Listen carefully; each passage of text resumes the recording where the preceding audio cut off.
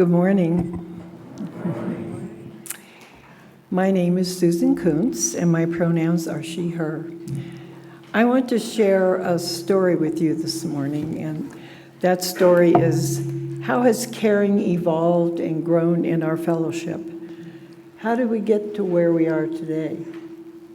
Probably 25 or more years ago, when we were still a very small group, maybe 20 or so of us meeting every Sunday, we were lay-led, in a little house on 3rd Avenue. Somebody asked the question one Sunday, I'm wondering if there might be a few of us who could be available to help others in the group. You know, my neighbor just called me this morning because his car was broken, and I was happy to go pick him up and bring him to church. And I'm wondering if we could just have a little group that would be available to do that. You know, give them rides, maybe take them a meal or visit them if they are lonely. Well, at that point, we were a small group and everybody knew everybody, so it was fairly easy to stay in touch and be aware of who might need help. And several of us said, yeah, that would be great. Put me on that list. I can do that. And I think we finally published a list of names that we handed out. If you need a ride, call this person, or if you need a meal, call that person. Well, that idea of the caring group was born about then. The idea spread, and soon everybody in that little group was helping everyone. We had our very own little caring community. It seemed to happen pretty quickly. Well, fast forward, here we are in 2025 in our own building, our very own minister, and the congregation has grown to at least 140, I think maybe more than that. A very different scenario from long ago. We now have a caring team consisting of seven members, including our minister, Reverend Jamie. Raleigh Butler and I share the lead in this team. And we now have a system which we utilize to organize caring. More about this in a minute. But back up a bit, as we began all of this growth, caring became more complicated. We didn't know everybody, and we didn't know who needed what. And it became very clear that what we needed to do was work on building that community, one of mutual care and support. So how have we been doing that? Well, periodically, either at a Sunday service or in the newsletter, we talk about what the caring team does. We provide volunteer sign-up sheets, and many of you have filled out those sheets. Last week when we had our fair in here, we had them and more people filled them out. These sheets provide us the opportunity for us to ask and you to respond, what is needed? This is what we're doing, how can you help? We also try hard to meet everyone and to build relationships, and everybody works on this. We try to get acquainted with new folks, with visitors. And back to those sign-up sheets, when you sign up, your name is taken back to the caring team and it goes on a spreadsheet. We have a section for each of the tasks, and we'll hear more about that later. I was amazed when I started counting the names on those spreadsheets we have. There were over 100. It's like, whoa. Now, some names appeared more than once, but it was amazing to see that maybe 2 or 3 or more people signed up for 2 or 3 or 4 tasks. But 100 offers of help. That's pretty amazing. I want to talk just for a minute about COVID times, because I think that was important in how we got to where we are. At that time, we could not take meals or drive folks anywhere. We were all isolated in our homes. So we decided we'd try to call each member and just check in. And during those conversations, we encouraged them, if appropriate, to reach out to other people. And we also discovered that a lot of people were calling other people and chatting and asking how they were. And They were wonderful conversations, really. I spent a lot of time on the phone, and I loved doing it. Well, as COVID restrictions were gradually relaxed, we began to discover that there really was quite a group out there that was truly taking care of each other.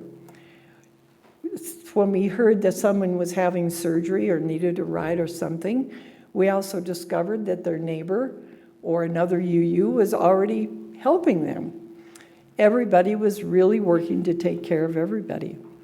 Mutual care and support had happened out there in a big way during those times.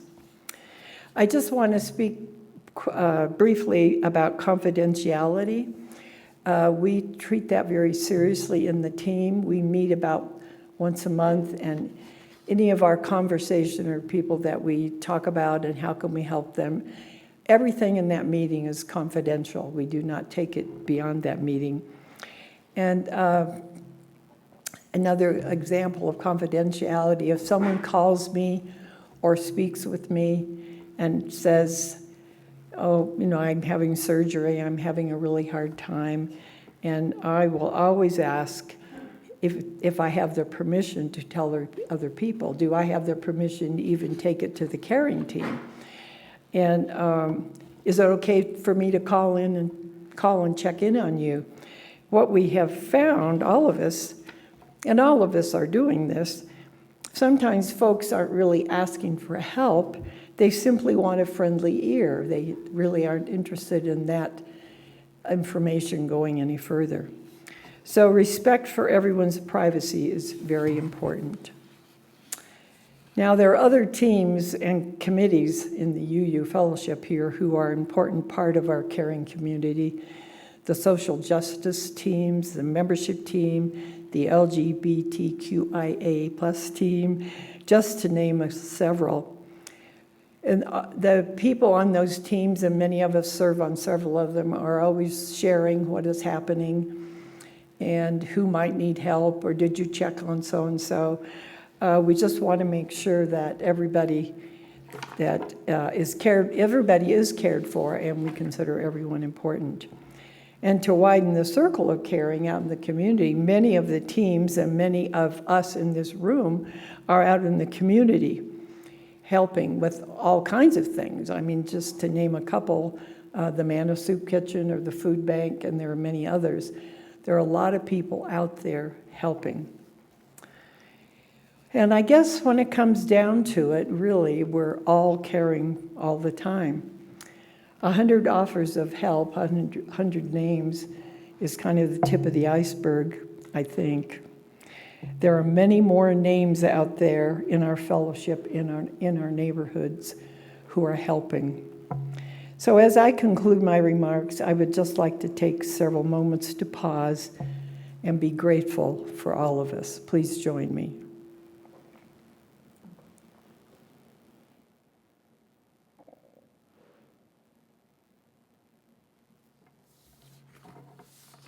Thank you.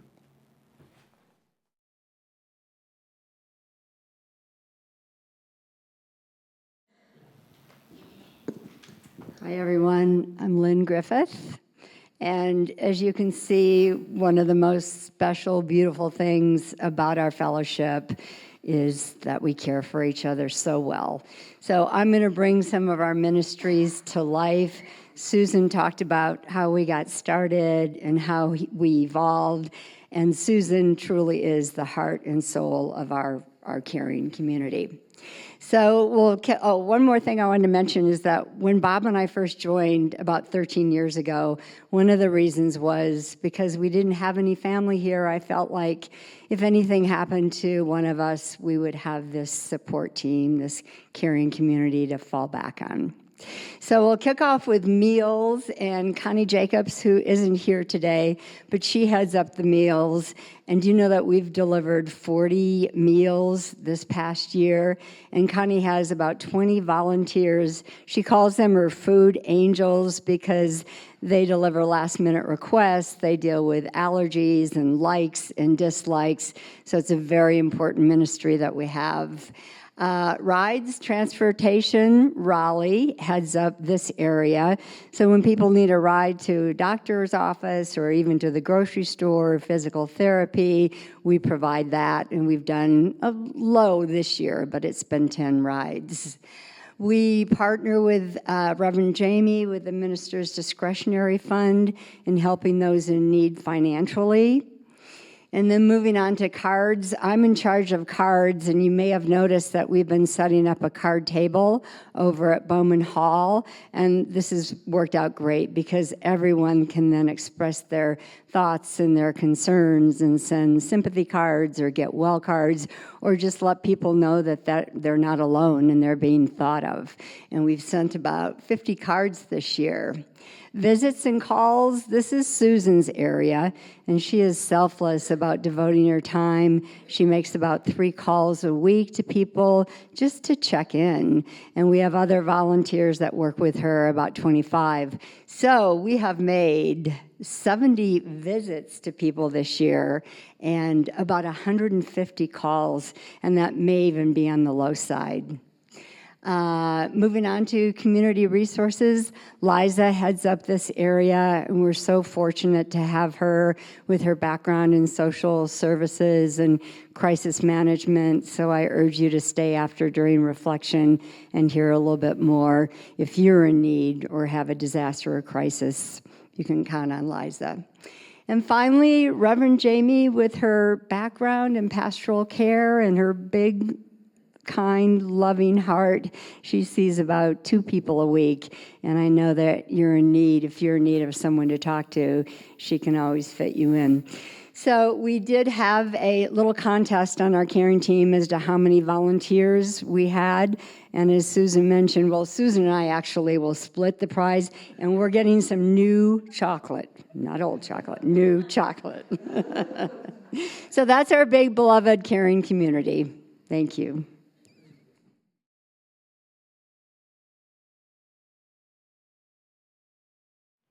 I have a quote at the bottom of my emails. It's actually from our original minister. Love lets our soul come out of its hiding place. For me, our congregational covenant is all about compassion, about how we show up for each other. Many of you may look at me as a human doing, but I'm driven deeply by care for my friends, for all of you, for the bigger world, as you know. And I want to talk a little at the what's it called? The back talk. At the reflection, a little bit more about compassion and about empathy. Empathy actually comes from a Greek word, en, meaning in, pathos, meaning a suffering feeling, but that's actually a meaning that evolved over time. It was deeper than that. It was from pathino. Something happens to me, and it would be more like we're resonating with one another. We're attuned to one another. And things can get in the way of that. It may be our early history that rises up and says, ooh, don't trust anybody. So we need to be attuned also to ourselves, our deeper selves, and what has perhaps happened to us. And in fact, that's a wonderful question when you see someone and you're wondering why they're doing what they're doing. Maybe check in, what happened to you? So it takes a sensitive, attuned way of being to be present with the experience of another person. So my part on the caring team is about resources, but it really is also about settling enough to hear you and hear what you might be needing and to know just what might be missing and what might be helpful. I want to also say the other thing that resonates, I was saying that it's not always about suffering. We also are together in joy so often. And I deeply value the presence of all of you when we camp together or hike together or sing together. That's another way we're resonating that's so critical to a joyous experience and to keep us going in this tremendously difficult time.